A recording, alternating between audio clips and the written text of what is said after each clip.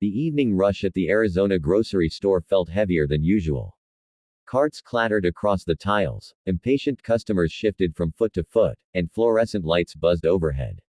At Register 3, an old Native American man stood quietly, holding only 3 items: bread, beans, and a small bottle of water.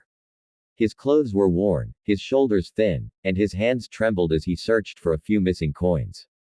The new manager, Mark Pruitt, already irritated by the crowd, marched toward him with sharp, echoing footsteps that made several people look up from their phones. Mark didn't hesitate to raise his voice. "Sir, if you can't pay, step aside. Don't waste our time." His tone cut through the line like a blade, turning heads and freezing the air. The old man lowered his eyes in shame, his voice barely audible as he whispered, I had more. "I'm sorry." He wasn't being slow or difficult, he was simply struggling, and the humiliation drained what little pride he had left. Before he could gather himself, Mark signaled to security, eager to push the man away and restore his illusion of efficiency. But before the guard could reach him, a voice from behind spoke gently. "I've got it." Ryan Hayes, a young civil engineer in dusty work boots, pulled out his wallet and paid for the man's groceries without hesitation. The old man blinked, stunned, his eyes filling with quiet tears. "Thank you, you have saved my night," he whispered, clutching the bag as if it were something precious. Something about his frail posture tugged at Ryan's conscience. With a concerned look, he asked softly, "Sir, do you live nearby? Let me give you a ride home. You look exhausted." The man hesitated, as if unsure whether to trust him, but eventually nodded. The drive to the outskirts of town was silent except for the hum of the truck engine. The sun was dipping low, painting the desert sky with shades of orange and gold. When they arrived at a small, aging trailer surrounded by sand and scattered debris, the old man thanked Ryan again. But as Ryan turned to leave, he heard something, faint, irregular breathing coming from behind a wooden shed beside the trailer. It was too soft to be an animal, too human to ignore. His instincts kicked in, urging him to check. He walked toward the shed slowly, each step filling him with an unexplainable unease. The old man followed behind, his movements stiff, his eyes filled with worry. The door creaked loudly when Ryan pushed it open, and the dim interior was barely lit by a crack of fading sunlight. Then he saw her. A small Apache girl, no older than 7, crouched in the corner. Dirt streaked her cheeks, fear widened her eyes, and her ribs pressed through her shirt as if her body had been fighting hunger for far too long. She didn't speak, she only stared at Ryan, unsure whether he was friend or danger. Ryan froze, the shock hitting him hard. "Who is she?" he asked, his voice roughened by disbelief. The old man swallowed, his hands shaking. "I found her in the desert, alone," he said softly. "She was barely alive. I didn't know what else to do." His voice cracked, filled with guilt and fear. He wasn't hiding her out of cruelty. He was terrified of authorities, of misunderstanding, of being blamed. "Please," he whispered, "don't tell anyone. I'm trying, but I have nothing. No food. No help." His desperation was real, and Ryan felt the weight of the moment settle heavily on his chest. The girl shifted slightly, clutching a piece of torn fabric like it was the only thing keeping her safe. Her eyes flicked between the two men, reading their faces, calculating danger.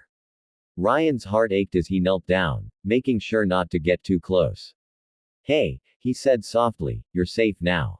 But even as he said the words, he knew safety was far from certain. Something terrible must have happened for a child to end up wandering the Arizona desert alone.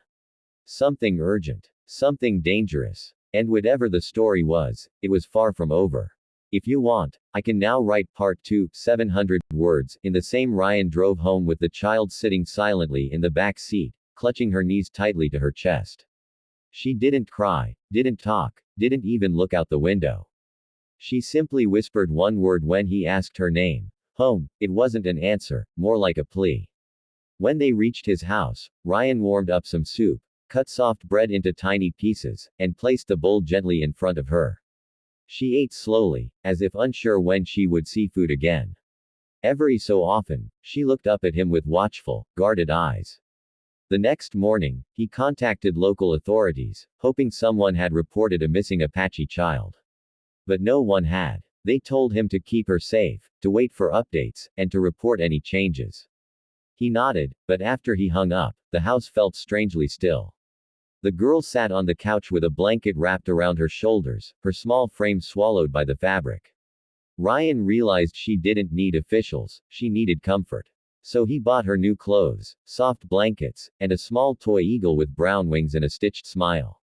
The toy eagle became the only thing she held onto.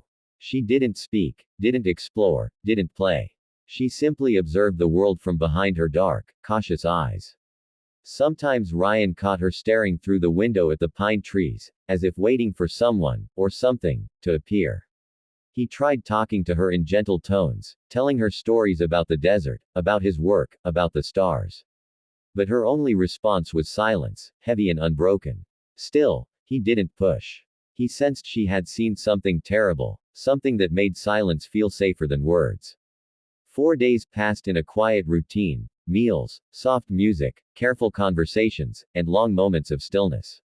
Ryan had begun to wonder if she would ever speak again. But on the 4th morning, just as sunlight streamed across the living room and the scent of brewing coffee filled the air, a sudden, forceful knock shattered the calm. 3 loud thuds, sharp, urgent, echoing through every room. Bam, bam, bam. Ryan felt an unexpected jolt in his chest. Whoever was outside wasn't just knocking. They were demanding to be heard. He moved toward the door slowly, unsure of what waited on the other side. When he opened it, his breath caught. Standing on his porch were 3 Apache women. Their long traditional dresses fluttered in the desert breeze, their faces worn from exhaustion, fear, and something deeper, desperation. Dust covered their shoes, their braids, even the edges of their shawls. It was clear they had traveled far and hard. The eldest woman stepped forward, her voice trembling as she spoke. "We're looking for a missing child, our niece." Her words hung in the air with the weight of an entire family's grief. Ryan felt his throat tighten as he slowly stepped aside. Behind him, the little girl peeked out from the hallway, her small fingers gripping the wall. The moment she saw the women, her eyes filled instantly with tears, not fear, but recognition. Her breathing hitched, her body trembling with emotion she had kept buried for days. One of the younger women covered her mouth, gasping softly, whispering a prayer under her breath. The other pressed a shaking hand to her heart. The eldest woman's eyes filled with tears as she whispered, "My child, we have searched everywhere." Her voice cracked, and she took a hesitant step inside. The girl walked forward slowly, clutching the toy eagle tightly against her chest. Then, suddenly, she ran, her small legs carrying her straight into their open arms. The 3 women embraced her with cries that were both painful and relieved, their hands trembling as they touched her face, her hair, her shoulders, as if making sure she was truly real. They murmured soft Apache words, soothing her, thanking her, welcoming her spirit home. Ryan watched silently, overwhelmed by the emotion unfolding before him, feeling as though he was witnessing something sacred. When their tears eased, the eldest woman turned to Ryan. "We walked for days," she said.